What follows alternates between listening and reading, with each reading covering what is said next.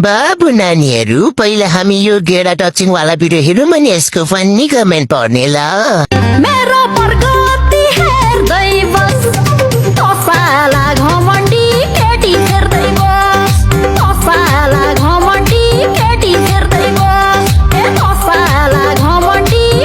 तो चलिए शुरू करते हैं। बुढीको स्पोन्सरमा विदेश जाँदाको नतिजा हो रे यो। तो साला ये दुख का खत्म नहीं होता बे। शिवलिङ्गमा खुट्टा राख्नु हुँदैन नि दिदी।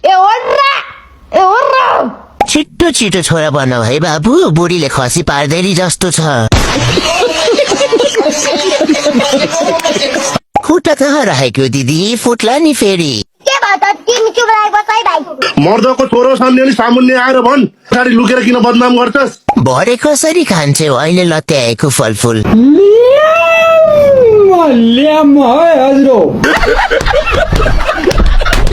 भिडियो हेरेर हाँस्ने मात्रै कि सब्सक्राइब पनि गर्ने मलाई।